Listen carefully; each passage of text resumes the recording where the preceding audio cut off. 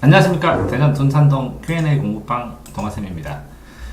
학생들이 노트를 정리하면요, 너무 천편일적으로 이제 똑같이 노트를 쓰고 있는데요. 그 노트를 쓰면서도 다시 보지도 못하고, 그러니까 노트 쓰는 이유가 다시 보기 위해서 쓴다면 의미가 있겠지만, 아는 내용을 그냥 그대로 쓴다거나, 뭐 써야 되니까 쓴다거나 하기 때문에, 어떻게 보면 그 노트 정리를 하는 여러 가지 팁, 방법들을 가르쳐 주면서 노트 정리 자체가 다음번에 반복을 위한 그런 바탕이 될 수 있도록 그런 아이디어를 주는 시간입니다.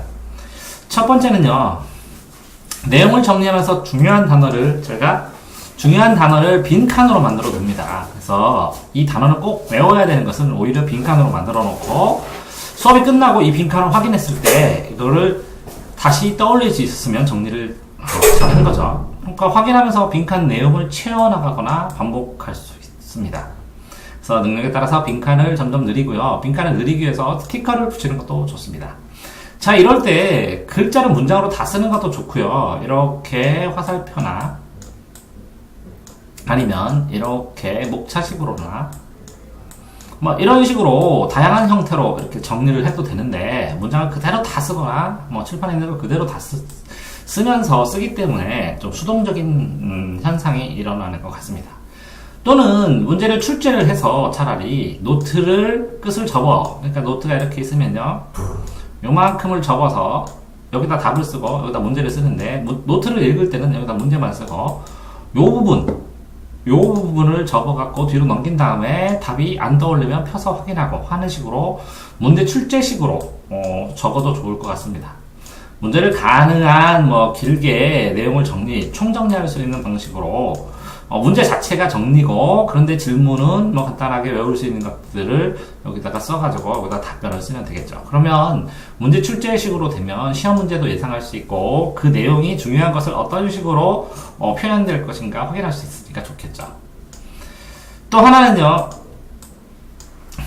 그 내용을 전부 다 똑같은 방식으로 흐름으로 쓰지 말고 포인트식으로 정리를 하는 겁니다.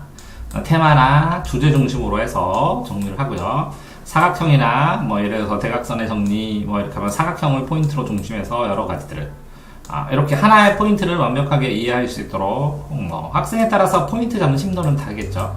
자, 이런 포인트를 예습을 할 때 간단하게 이렇게 목차식으로 이렇게 간단한 목차만 써놓은 다음에 선생님이 말씀하신 거를 여기다 추가로 쓰는, 이렇게 예습을 통해서 테마나 목차를 잡는 것도 가능하겠죠.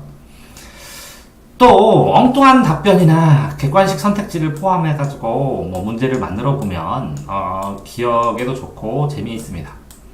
자, 그래서 창의식이라고 그러는데요. 창의식으로 한 거는 제 카페에 있습니다. 다음번에 이 창의식 문제가 어떤 효과가 있고 어떤 식으로 문제를 만들면 좋은지도 한번 녹화를 해서 알려드리도록 하겠습니다.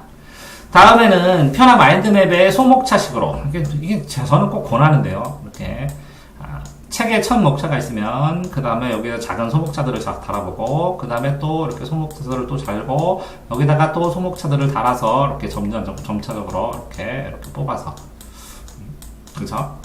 이렇게 소목차들을 세분화하는 과정은 꼭 필요한 것 같습니다. 그래서 전체를 이해하고 기억을 하는데 논리 연관성도 좋으니까. 근데 이제 예를 들어서 이 가지를 하면서 이 마인드맵도 이제 교사용에서 확인하시면, 제가 마인드맵이 어떤 영향이 있고 어떻게 수업을 해야 되고 하는 교사용 강의로 되어 있는데, 거기다가 올릴 생각이니까 보실 그 강사들은 보시고요. 그러면 가지를 뻗는 이유, 요것과 요것을 나눈 이유, 요 기준, 요 4개도 중요하지만 이 기준이 뭔지를 확인하는 것도 굉장히 중요합니다.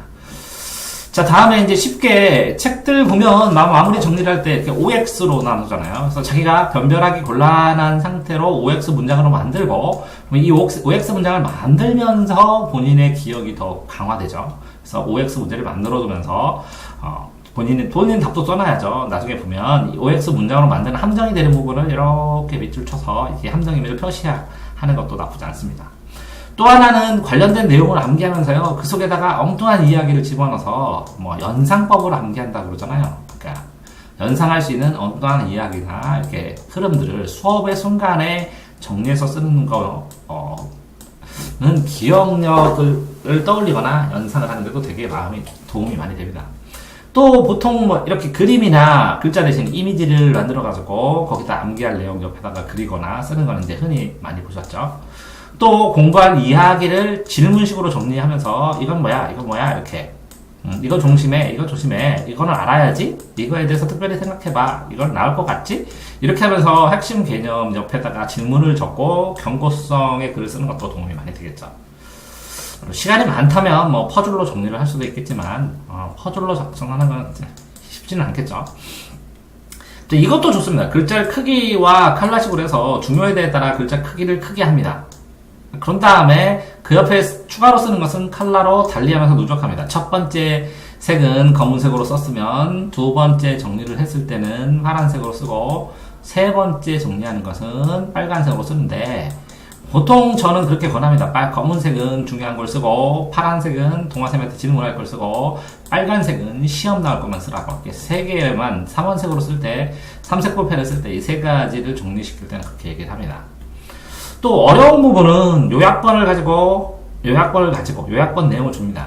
그거를 교과서 쓰듯이 글자로 설명하듯이 자기가 설명문을 작성하듯이 해설서를 만들듯이 그쵸? 적는 것도 도움이 많이 됩니다. 그러니까 결국은 이게 해설서를 상세한 해설서를 보게 되면 이 해설서를 요약하고 이 요약한 거를 다시 해설서처럼 설명해보고 처음에는 이제 쉽게 하려면 말로 하는데요. 정말 그 제대로 해보려면 글로 써보면 굉장히 도움이 많이 되겠죠. 일정 부분 해설서를 해설하는 거, 해설서의 구조를 알기 위해서도 이렇게 요약된 부분을 말로 쓰고 요약해보고 말로 쓰고 글로 정리해보고 라는 거를 해보면 이 해설서의 가치를 알게 됩니다.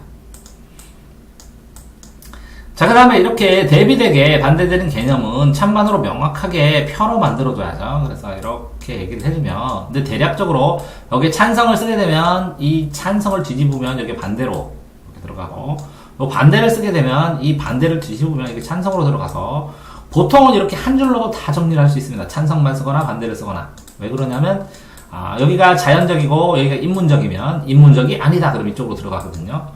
이렇게 찬반의 형태의 표를 명확하게 만들어주고 요거의 장단점, 장단점, 찬성의 장단점, 반대의 장단점 이것까지 떠올려 볼 수 있으면 그러면 그죠? 요 단점은 요 장점 때문에 발생하고 요 단점은 요 장점 때문에 발생하는 이런 크로스로 이해될 수 있는 것까지 되면 찬반 토론표로 정리가 된 겁니다.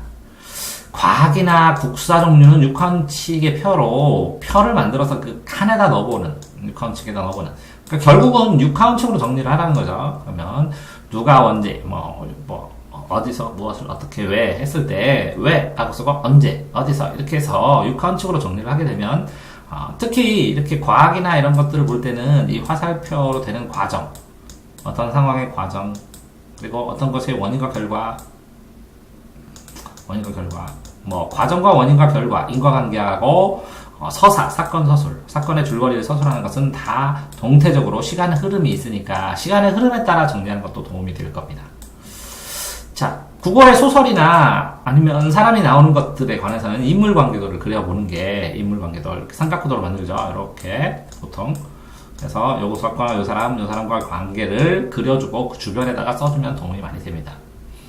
시험 문제, 이렇게, 인물관계도 주변에다 써주는 것처럼 하는 것은 제가 얘기를 해드렸죠. 그림이나 표 주변에다가 내용을 전부 다 정리해라. 그러니까 그림이나 표를 그린 다음에 추가로 거기다 정리해라. 그러니까 그림이나 표, 그림은 복사해가지고 붙여버리면 더 쉬울 수도 있는데 이걸 일일이 한 번씩 그려보는 사람들도 있죠. 자, 시험 문제 예상식. 시험 문제가 나온다면 무엇이 쟁점이 될지, 이것을 이렇게 될지라는 걸 자꾸 예견하고 가지수를 찾아봐야겠죠. 그래서 빨간색으로 쓰라고 했죠. 제가 한번 써보겠습니다. 빨간색은 시험. 그러니까 공부와 시험 공부가 있다고 제가 주장을 했죠. 그래서 공부, 시험과 관련된 거를 계속 생각하는 시험 공부를 또 별도로 해야 된다고 말씀드렸습니다. 자, 이렇게 되는데, 노트를 쓸 때, 이렇게 핵심 단어만 들어본다, 핵심 문자의 단어를 넉넉하게 단어를 추가로 적을 수 있다, 이렇게 말고, 단어식은 핵심 단어, 적어, 근처, 기억, 추가, 이렇게 써주면, 이 단어만 써도 이 문장을 충분히 이해할 수 있습니다. 그러니까, 문장으로 다 쓰기 보다는 이렇게 단어를 쓴 다음에 이 단어를 가지고 연결해 가면서 자꾸 내가 문장을 만들어 보는 훈련을 하는 것도 노트 정리에 좋을 수가 있습니다. 그러니까 이렇게 단어식 노트 정리도 나쁘지 않습니다. 자, 노트 정리 왜 하느냐? 반복해서 보고 다시 확인하기 위해서 필요한 것이지, 노트 정리 해놓고 보지 않는다면 이게 할 필요가 없습니다. 그러니까 노트 정리, 반복을 여러 번 할 수 있는 형식, 그 다음에 이 노트 정리를 하더라도 이 노트 정리하는데 시간이 최소한 적게 들고 빠르게 속도 있게 노트 정리를 할 수 있는 그런 것들, 그 다음에 이 노트 정리를 하면서 추가로 적어 놓을 수 있는 여유 있는 필기, 이런 것들이 노트 정리에서 필요하다고 생각합니다. 그래서 지금까지 설명드린 것은 노트 정리를 다양하게 하는 방법이었습니다.